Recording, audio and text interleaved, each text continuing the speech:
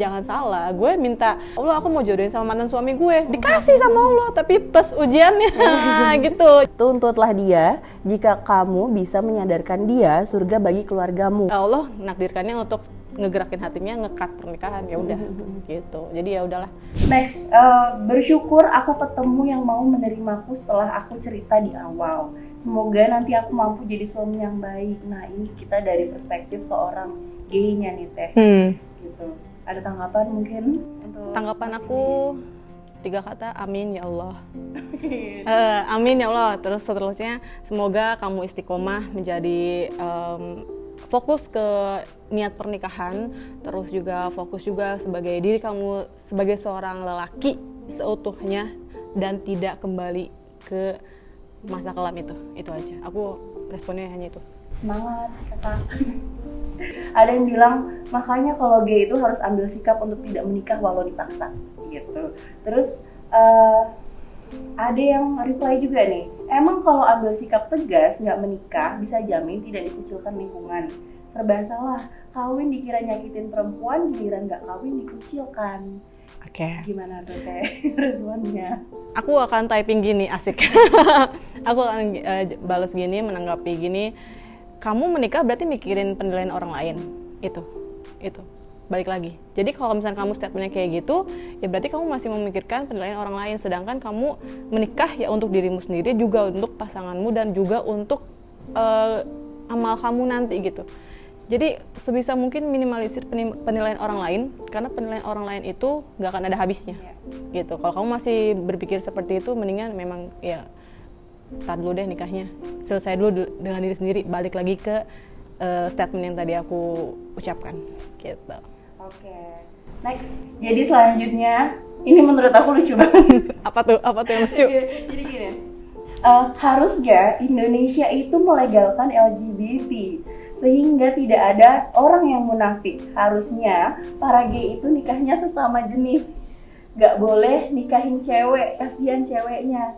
Harus ada KUA khusus gay juga. Ya Allah, Astagfirullahaladzim, kamu tinggal di Indonesia kan? Jadi tahu hukum-hukum Indonesia, oke? Itu aku pengen, ya sih aku juga nanggepinnya apa ya? Ini komentar apa ya, lucu banget, astagfirullahaladzim. Di agama juga ada jelas ya. Iya. Kalau misalnya emang gay, LGBT itu emang tidak boleh gitu. Nggak boleh banget. Diharamkan, dilarang keras. Iya, dan dia tuh meminta pemerintah Indonesia mungkin ya lebih tepatnya untuk ada kayak gitu KUA LGBT gitu. Ya gini dulu, kamu udah tahu, kamu ngaji lagi deh. Kamu ngaji lagi, kalau mau kita ngaji bareng, tapi ya ngaji bareng bukan ngaji berdua, bukan. Tapi lebih kamu ngaji lagi, terus kamu juga harus paham negara Indonesia itu seperti apa, negara yang satu, ketuhanan yang Maha Esa, di mana ketuhanan yang Maha Esa ini punya aturannya gitu. Jadi kamu belajar lagi, kalau saranku gitu kan. Banyak kok di YouTube, bahkan di Jovisa juga mungkin kamu bisa buka video-video tentang pembelajaran lain yang selaras dengan apa yang pengen kamu pelajari gitu sih kalau kata aku. Maaf ya, aku ketawa. Next, gini, ada yang komen, bukan mau mendukung gay yang menikah sama cewek, tapi kalau memang si gay bisa komitmen dan setia tidak selingkuh, kenapa tidak? Kan kalian menghujat nikahin cewek. Cuma inget jodoh itu urusan Tuhan, gak ada yang tahu, yang penting dia komitmen gak berbuat hal yang di luar nalar, macam selingkuh sama pasangan gay. Lagian yang normal pun sering selingkuh sama cewek. Berarti itu simpulannya adalah dia mantan gay mungkin ya. Aku bisa simpulkan itu dia mantan gay dan dia berkomitmen untuk tidak menjadi gay lagi, berperilaku atau masuk ke dalam dunia LGBT gitu. Dan memang orang kayak gitu tuh sebenarnya kalau misalkan dia udah berkomitmen seperti itu, udah menikah pula dengan seorang wanita, sebisa mungkin kalau memang kamu tidak mau terjadi hal-hal yang tidak diinginkan di pernikahan, ya tutup aib kamu itu, jangan diungkit lagi, jangan pula ada berkas-berkas apapun gitu kan yang ada sebelumnya, kamu hapus semua dan benar-benar start dari nol dan melangkah bersama istrimu selaku suami dan laki-laki pada umumnya, laki-laki yang berkomitmen, laki-laki yang berprinsipil, laki-laki yang jujur, setia dan lain sebagainya gitu. Jadi jangan pernah tergiur lagi atau ke-trigger lagi, dan kalaupun ke-trigger terus misalkan ada dari orang lain gitu ngasih tahu istrimu gitu misalkan ya, terus ya kamu berusaha untuk jujur aja gitu, tapi sikapnya jangan dingin, bukan jangan dingin ya. Karena kalau misalkan kamu udah berkomitmen seperti itu, tapi ternyata kamu ketahuan kamu dulunya seperti, ya maksudnya dulunya LGBT atau dulunya gay, kamu sikapinya ya jujur aja, terbuka. Ya aku memang gay dulu, tapi aku minta tolong dong dampingi aku gitu. Karena basically banyak orang yang ngechat aku, nge-DM aku gitu kan setelah istri tahu bahwa si suaminya gay. Nah, si respon si suaminya itu dingin, acuh tak acuh, cuek. Jadi ya itu jadi kayak selaras aja. Berarti bener dong dia gay dan masih terjadi gitu. Nah, kalau beda kalau orang yang udah berubah, udah hijrah lah istilahnya, itu sikapilah dengan yang seharusnya yang dijalani, misal ya gitu, kayak jujur, setia, terus juga terbuka gitu, dan minta tolong untuk didampingi gitu. Pasti karena kelihatan kan ya dari responnya dia. Iya. Mungkin aku mau balik ke cerita Teteh sebelumnya gitu kali ya sedikit. Jadi, nah kalau dulu waktu Teteh masih menikah sama mantan suami, itu sebenarnya gay-nya masih berlanjut ya kalau nggak salah. Sebenarnya dia ada kemauan gak sih untuk berubah? Dia itu, jadi ketika aku tahu bahwa dia seorang gay, yaitu dia responnya bukan yang kayak terbuka atau minta tolong untuk didampingi atau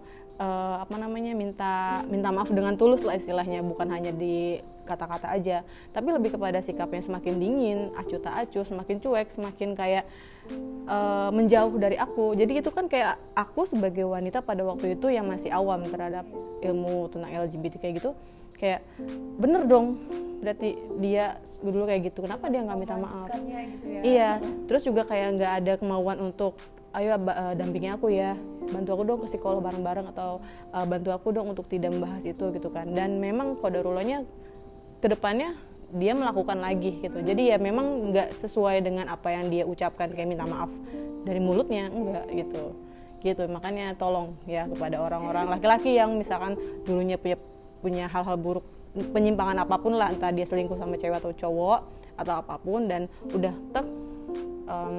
gak akan ngelakuin, udah benar-benar berhijrah istilahnya, udah lupakan masa lalu, hapus semua filenya, karena cewek itu kan memang manusia sejarah ya. Jadi kalau misalnya udah ketahuan itu bakal diungkit-ungkit terus, tapi kamu responnya sebijaksana mungkin, jangan sampai membuat si cewek atau istrimu insecure atau malah overthinking gitu aja.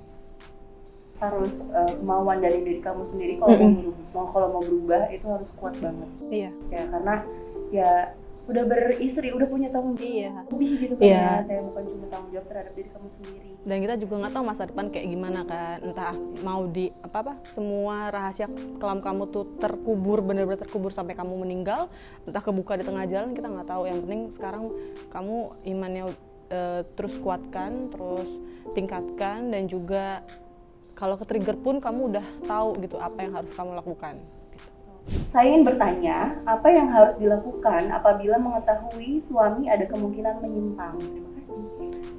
Itu masih kemungkinan menyimpang. Yang pertama banget yang perlu kamu lakuin, itu ceweknya yang nanya berarti? Cewek harusnya sih. Iya harusnya, masa cowok sih cewek? Aduh. Ya, misal itu masih kemungkinan ya, belum ada bukti yang valid atau belum ada hal-hal yang sedang terjadi gitu kan. Itu berarti si istri ini, aku ya biasanya teman-teman yang udah nge-DM aku cerita yang sama, aku sarankan untuk kencengin doa, tingkatin sholat. Misalkan kamu sholat duhanya cuma 2 rakaat nih, ya naikin 4-6. Sholat tahajud cuma 2 rakaat nih, tingkatin 4, 6, atau enggak sama sholat hajat, sama sholat witir. Pokoknya semua kamu kencengin, deketin Allah terus, minta petunjuknya, minta tunjukin jalan yang benar dan kamu kuat itu untuk menjalaninya gitu. Pokoknya minta semua ke Allah gitu, karena cuma Allah yang bisa membuka semuanya. Kalau kamu cuma kerjaannya, misalkan si istri udah ada kemungkinan nih kecurigaan si suaminya seperti itu, tapi malah ngulik-ngulik atau enggak nyari tahu, ya memang ujung-ujungnya akan sakit hati. Itu pasti, itu normal, wajar. Tapi memang harus langkah pertama itu ke Allah dulu, terus nanti gimana Allah ngasih jalan pun nanti pasti ada solusinya gitu. Kalau misalnya emang kebuka, emang dia memang terbukti valid gay atau nggak valid melakukan penyimpangan di pernikahan, nanti juga pasti ada solusinya. Entah itu kamu dihadirkan oleh orang-orang yang menjadi main support system kamu, atau enggak kamu tiba-tiba kuat, atau enggak kamu bisa memutuskan sesuatu, atau kamu tiba-tiba punya duit nih mau ke psikolog, kan psikolog katanya mahal ya, tidak terjangkau gitu harganya, bisa ke psikolog atau enggak ke dokter psikis, itu pasti ada jalan. Jadi satu hal yang paling kamu harus lakukan adalah minta ke Allah dulu, selebihnya nanti DM aku. Langsung @selmalisha. taruh juga di deskripsi Ya, ya. karena kenapa aku bilang kayak gitu, setiap orang beda-beda backgroundnya. Aku nggak bisa kayak mengeneralkan semua. Misalkan kayak dia udah ada kecurigaan ke suaminya kayak gitu, tapi ternyata backgroundnya ASN. Itu susah kan, harus sesuai dengan tracknya gitu. Atau enggak ternyata suaminya itu seorang pemuka agama gitu misalkan, atau enggak pengajar. Itu kan memang nggak bisa aku judgement atau nggak nyuruh gini. Jadi memang harus ada step-step tersendiri gitu. Jadi memang mending DM aku gitu. Cara ngadepinnya Beda-beda. Cuma pada ujungnya ada dua pilihan, berpisah atau bertahan, gitu aja. Itu pilihan yang cukup sulit ya. Sulit sebenarnya iya, ya. tapi semua ada solusinya. Apalagi kalau misalnya udah ada anak tuh Teh. Aduh. Waduh. Iya. Kasihan anaknya juga, tapi Kasihan gimana? anaknya, tapi kasihan istrinya juga. Benar. Dan jangan lupa kasihan suaminya juga. Iya sih. Kita jadi harus melihat sisi lainnya juga. Gak hanya istri, anak, atau orang tua, tapi lihat ke si pelaku gaynya. Karena dia juga terzolimi secara tidak langsung. Iya. Karena tadi malam juga aku baru ngobrol sama teman aku. Pokoknya kayak seolah kayak gini, aku tuh nggak suka mie ayam, tapi aku dipaksa untuk makan mie ayam. Aku lebih suka makan bakso. Gimana rasanya? Jadi kayak memaksa diri untuk melakukan hal yang tidak aku suka gitu kan. Jadi kita harus melihat dari berbagai perspektif. Nah, apakah lelaki seperti itu lebih baik tidak menikah daripada nyakitin hati anak orang lain yang seharusnya ia lindungi? Oke. Aku ada juga beberapa gay yang ngechat ke aku, dia bingung dia menikah atau enggak. Menikahnya juga karena tuntutan keluarga, karena udah usianya yang terpaut tua gitu kan, terpaut di atas 40 gitu. Dan dia harus menikah karena lingkungan, karena tuntutan. Aku selalu menyarankan, kalaupun kamu dengan alasan berbakti ke orang tua gitu kan, tapi kamu belum selesai dengan diri sendiri, kamu bisa kok ngobrolin itu sama orang tua kamu bisa diskusi itu, alasannya apa, banyak hal alasannya, banyak banget, itu sesuai dengan background kamu pada saat itu. Tapi kalau untuk secara general, aku akan menyarankan untuk tidak menikah dulu, karena kamu akan terzolimi juga nih, karena kamu tidak bisa mencintai lawan jenis lakunya laki-laki normal gitu kan. Jadi kalau saranku, kalau memang ada tuntutan seperti itu dan kamu nggak tega untuk tidak melakukan pernikahan gitu hanya karena orang tua misalkan yang udah sepuh atau apapun, berarti kamu harus selesai dengan diri kamu sendiri nih. Kamu harus benar-benar bisa tahu nih, kamu tuh rusak di sini, berarti kamu harus ke dokter, ke psikolog, pokoknya dengan acara apapun, atau ngobrol dengan temen gitu. Dan aku sangat menyarankan untuk tidak mengambil langkah untuk menikah dulu, karena itu akan melibatkan orang lain yang lebih fatal lagi. Dan itu kalau misalnya ketahuan terus kamu masih melakukan penyimpangan di pernikahan, itu jatuhnya penipuan gitu, dan akan menyakiti semua hal, dan kamu akan semakin rusak di situ. Aku yakin sih, maksudnya banyak case seperti itu. Dan case-nya Teh Cema juga seperti itu. iya, Aku juga merasa ditipu sama mantan suami, karena aku sama sekali nggak tahu ternyata dia menyimpang. dan ternyata Gitu. masih melakukan. Masih kayaknya. Kita Gitu. nggak ada yang tahu ya mungkin. Iya, dan aku juga tidak mau cari tahu lagi karena sudah tidak berurusan lagi. All in the past. Yes, that's right. Ya. Yoi. Insya Allah semoga Teteh Cema ini selalu dikuatkan sama Allah ya. Amin, ya Rabbal Semoga selalu Alamin. diberikan kesabaran. Amin. Selalu Amin. samudra. Semoga bisa ditemukan dengan jodohnya lagi yang benar-benar Amin. terakhir. Amin. Bukan terakhir. Amin ya Rabbal Alamin. Amin. Semoga Buat Gina teman-teman- juga. Amin, terima kasih Tete. Iya, amin ya Rabbal alamin. Amin. Oke, gitu aja teman-teman. Terima kasih Teh Cema udah hadir, ngobrol-ngobrol lama banget nih. Kita jadi berapa part gak tahu ya Teh ya. Pokoknya semoga perbincangan kita hari ini bisa bermanfaat buat teman-teman semua. Semoga menginspirasi. Sampai bertemu di episode Jovisa Baper selanjutnya.